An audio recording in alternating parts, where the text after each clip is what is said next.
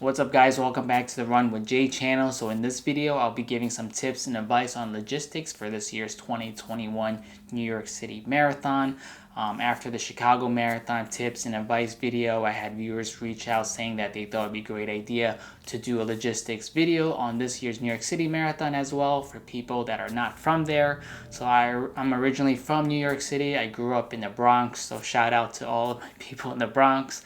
And also, in this video, I'll be talking about just, race day expectations, hotel and transportation advice and things like that. So hopefully give people that are from out of town an idea of what to expect during race weekend. So if this is your first time to the channel, welcome. Please hit that like and subscribe button as well as the bell for notifications. And to all my returning subscribers, thank you so much for your contribution and support. So let's get this video started.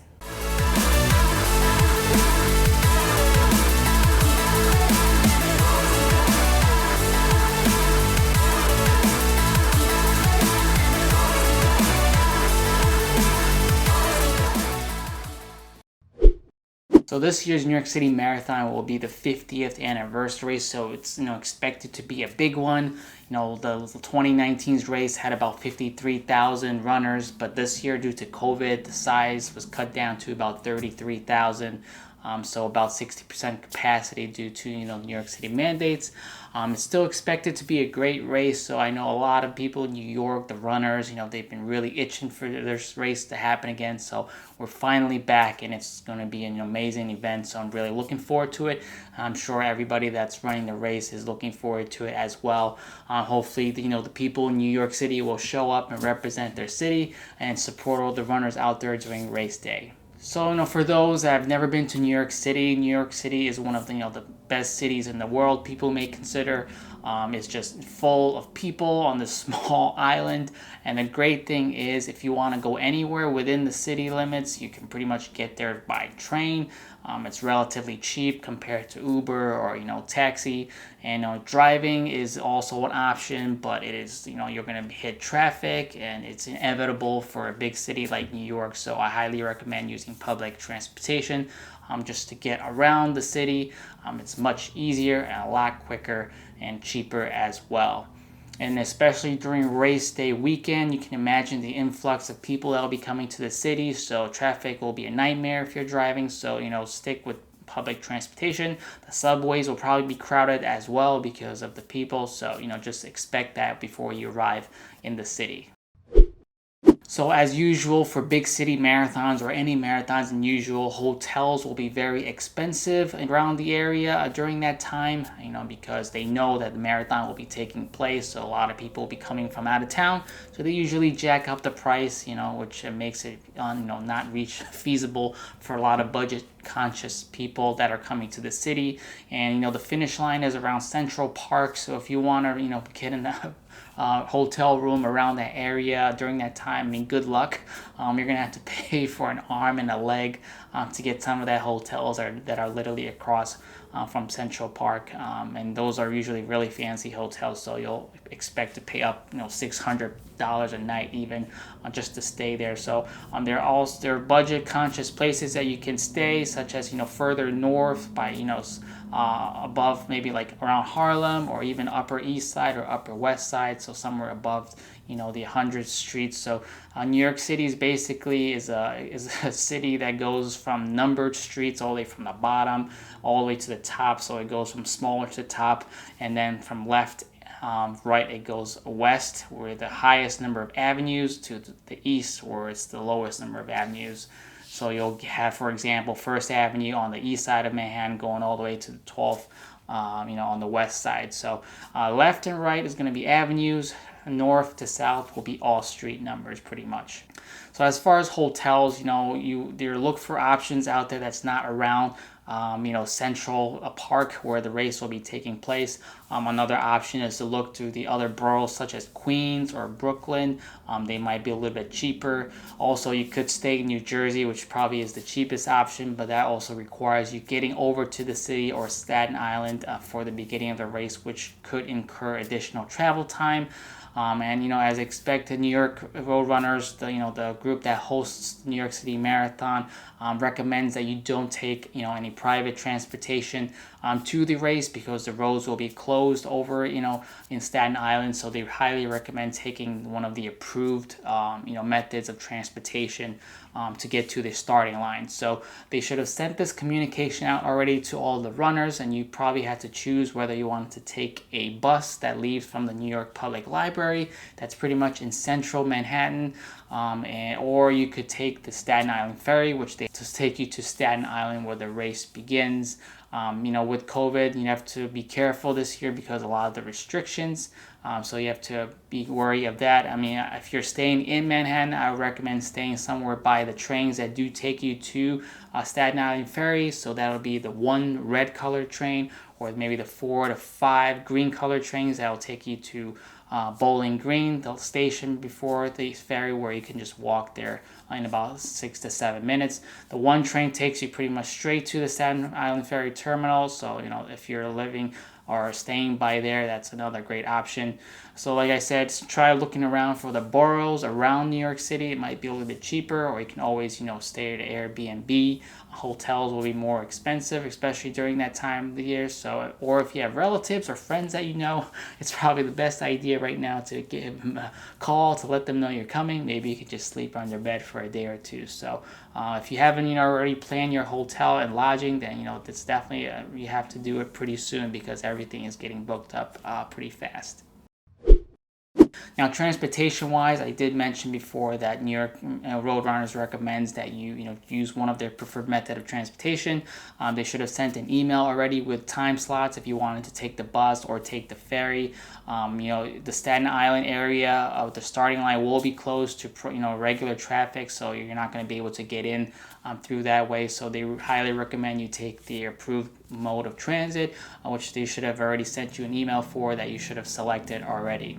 And now getting to the Staten Island Ferry, again, taking the 1 train will take you directly to the Staten Island Ferry station, or you can take the 4 or 5 green trains that will take you to the Bowling Green stop, and then you can just walk to the station as well.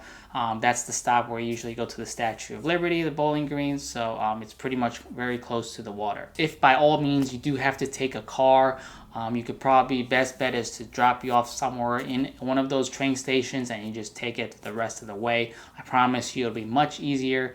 Traffic is probably going to be insane during that weekend, so driving is highly not recommended. Even after the race, if you're wanting to explore the city, I highly recommend taking public transportation instead of driving.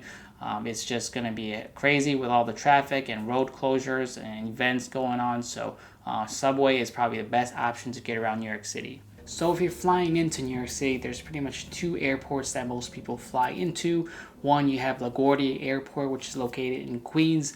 It's the one that's most closer to New York City itself, but it has its downsides because there's no readily a subway that you can take from the airport that will get you to the city. You'll have to take either Uber or a MTA bus to get you to a subway stop and then take you to the city. So, people who are considering flying there, be wary of that. JFK, which is over in Queens as well, further out, is the most popular airport that most people fly into New York City. With that airport, it's also bigger, and you do have train access after you get out of the air train from the airport that you can take directly into the city. In my experience, once you land, they'll take you probably 1 to 2 hours to get into downtown Manhattan from JFK after you land. So regarding the expo, you should have gotten an email already from the race, New York City Roadrunners, about what to expect for the expo. As expected, due to COVID, you're going to have to show proof of vaccination or a negative COVID test within the last 48 hours before you enter the expo. And you should have gotten an email already asking you to select the time that you want to go to the expo for. So it's not like previous years or other marathons where you can just kind of show up whenever you want. You have to actually choose time slots to enter the expo, which is a little bit different. And this year you can only bring 1 personal guest with you. So even if you have a child, that counts as a personal, like a guest. So you can only bring 1 person maximum. So be wary of that. And if you're under 12, they just have to have a mask on. But if they're over, they do need to show proof of vaccination or a negative COVID test as well. And then the website, they do give you options on where to get testing around the area. So the expo is where you'll be able to pick up your bib and maybe see a limited number of vendors there if you want to purchase anything. But the New York Roadrunners, the New Balance Center, is also a great place to go to if you're looking to buy souvenirs or merchandise from the race. That store is a little bit closer to Central Park, and I'm sure they'll have all of the New York City Marathon gear during that weekend if you're looking to purchase any of that stuff. And you can already purchase most of the New York City Marathon running gear on the New Balance website.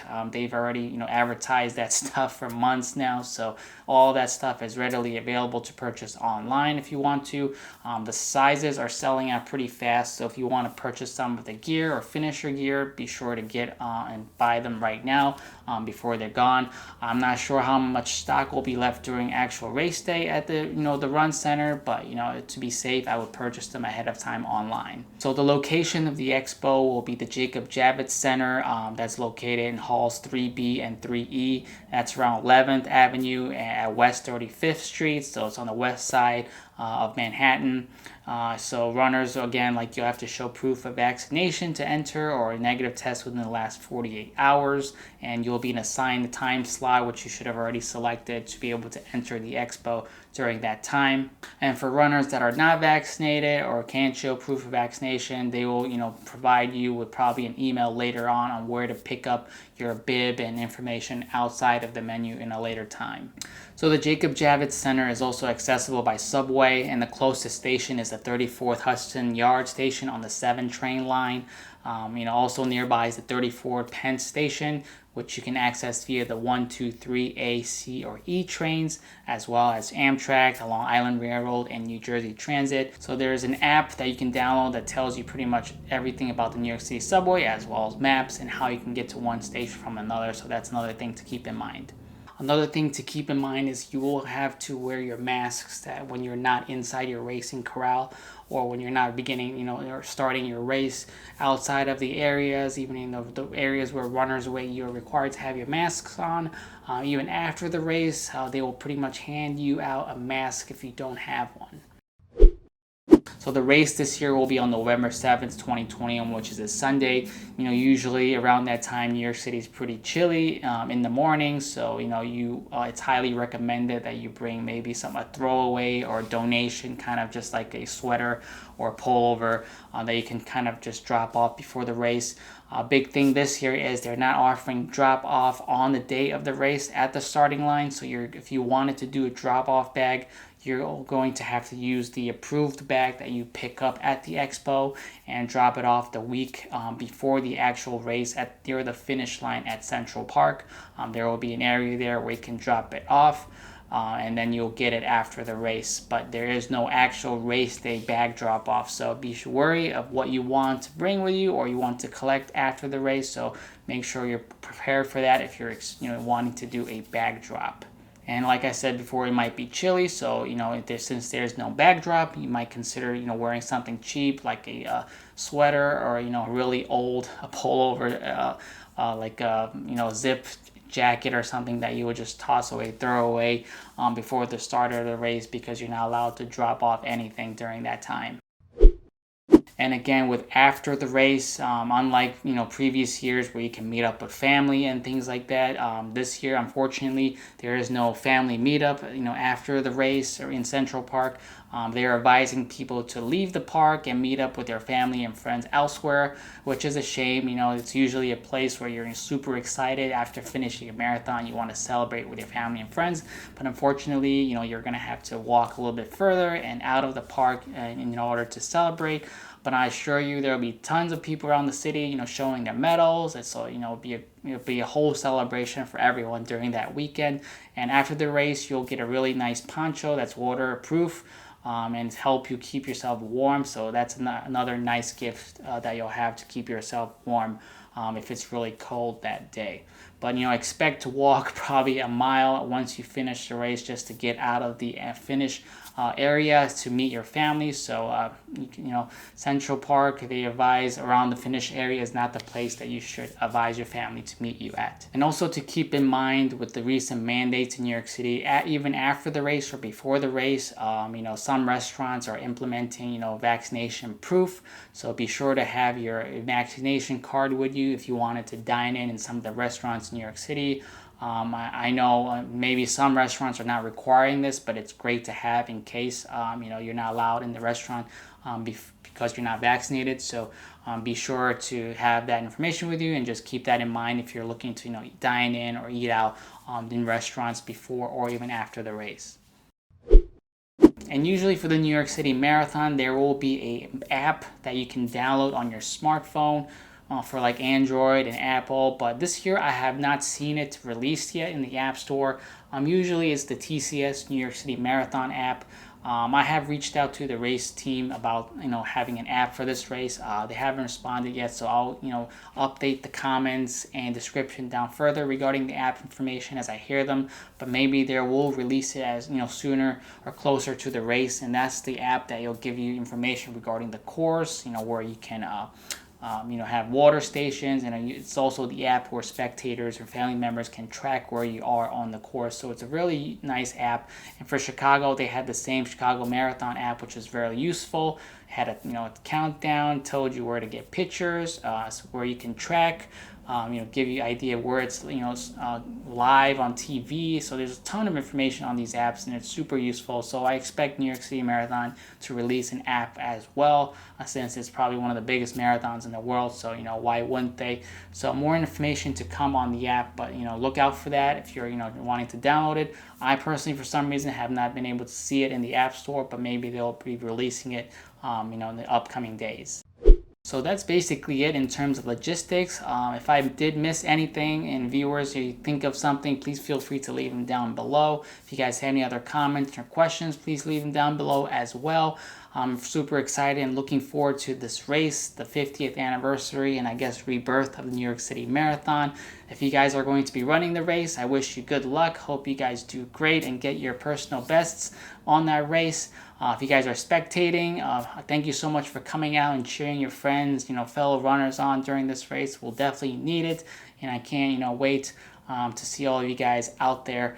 And for those not running the race, I hope you guys are staying safe and your training is going well. If you haven't subscribed yet, please hit that like and subscribe button.